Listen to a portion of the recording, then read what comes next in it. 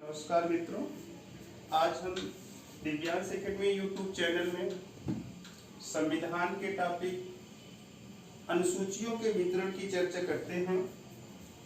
आज आप देखें कि संविधान निर्माण के समय अनुसूचियों की संख्या कितनी थी और वर्तमान भारतीय संविधान में अनुसूचियों की संख्या कितनी है, इनको किस तरीके से व्यवस्थित किया गया है, यही संपूर्ण अनुसूचियों का वितरण कहलाता है। तो भारतीय संविधान जब निर्माण किया गया तो उस समय भारतीय संविधान में अनुसूचियों की कुल संख्या 8 थी, लेकिन आगे चल करके भारतीय संविधान संशोधन करके इसकी संख्या में लगातार वृद्धि की गई और यह वर्तमान समय में 12 अनुसूची हो गई है। तो दो प्रश्न क्लियर हो गया। संविधान निर्माण के समय कितनी अनुसूची? 8। वर्तमान भारतीय संविधान में कितनी अनुसूची? 12।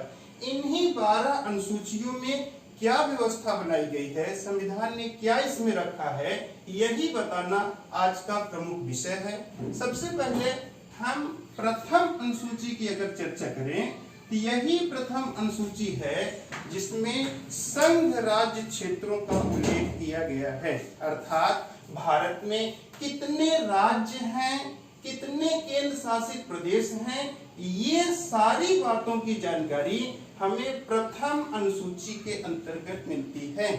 जबकि दूसरी अनुसूची की चर्चा अगर हम करें तो दूसरी अनुसूची के अंतर्गत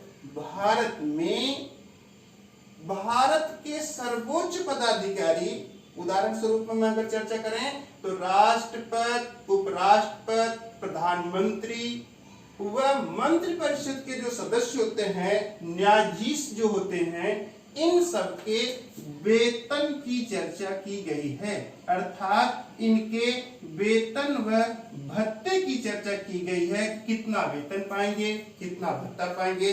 अगर हम उदाहरण दें कि राष्ट्रपति का वर्तमान वेतन कितना है, तो आज की तिथि में राष्ट्रपति 5 लाख रुपए वेतन पाता है। इसी सिलसिले में अगर अनुसूची नंबर 3 की चर्चा करते हैं तो अनुसूची नंबर 3 कहती है कि उपरोक्त बताए गए जो पदाधिकारी थे, इन पदाधिकारियों के शपथ व प्रतिज्ञा का उल्लेख किया गया है, अर्थात अनुसूची नंबर 3 में शपथ व प्रतिज्ञा का उल्लेख किया गया है। अगर हम उदाहरण दें राष्ट्रपति को, तो राष्ट्रपति सर्वोच्च न्यायालय के मुख्य न्यायाधीश उनकी अनुपस्थिति में वरिष्ठ न्यायाधीश के सम्मुख शपथ ग्रहण करता है। इसी सिलसिले में अनुसूची नंबर 4 की बात आती है और अनुसूची नंबर 4 के अंतर्गत राज्यों से आए राज्यसभा में सदस्यों के सीटों के आवंटन की बात कही गई है। यानी जो संसद है, जो राज्यसभा, लोकसभा राष्ट्रपति से मिलकर के बनती है, इस राज्यसभा में कितने सदस्य राज्यों से चुनकर के आएंगे, ये हमें अनुसूची नंबर 4 से चर्चा मिलती है। जबकि अनुसूची नंबर 5 कहती है कि इसके अंतर्गत भारत के अनुसूचित क्षेत्र व अनुसूचित जनजाति के क्षेत्रों के प्रशासन व रखरखाव की व्यवस्था की गई है। अनुसूची नंबर 6 के अंतर्गत भारत के कुछ पूर्वी प्रदेशों जैसे असम, मेघालय, मिजोरम, ऐसे क्षेत्र जो हैं, इनके अनुसूचित क्षेत्र व अनुसूचित जनजाति के क्षेत्रों के रखरखाव व प्रशासन की बात कही गई है। चलिए चर्चा हम करते हैं अगर अनुसूची नंबर 7 की, तो अनुसूची नंबर 7 हमें शक्तियों के विभाजन की बात करता है, अर्थात संघ सूची, राज्य सूची व समवर्ती सूची का उल्लेख करता है। तो ये है जिसमें हमें शक्तियां 3 भागों में विभाजित होती हैं, संघ सूची, राज्य सूची, समवर्ती सूची। यह 7वीं अनुसूची का विषय होता है। जबकि 8वीं अनुसूची के अंतर्गत भाषा का उल्लेख किया गया है और इसी के अंतर्गत वर्तमान समय में जो 22 भाषा है जिसे प्रमाणिकता के आधार पर राजभाषा का दर्जा प्रदान किया गया है, यह 8वीं अनुसूची का विषय है। यहाँ तक संविधान निर्माण की विषय वस्तु थी, लेकिन ये जो 4 अनुच्छेद बचते हैं इन्हें संविधान संशोधन के तहत जोड़ा गया है।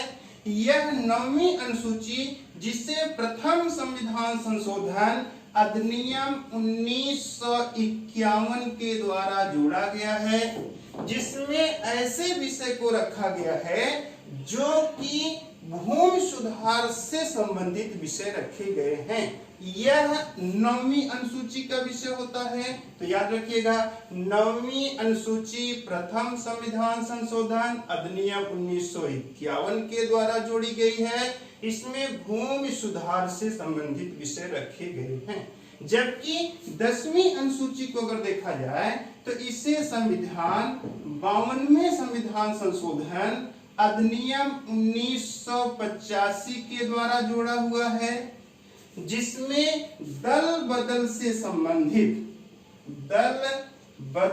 संबंधित अधिनियम बनाए गए हैं। यानी दल बदल का जो अधिनियम है वह अनुसूची नंबर 10 का विषय है।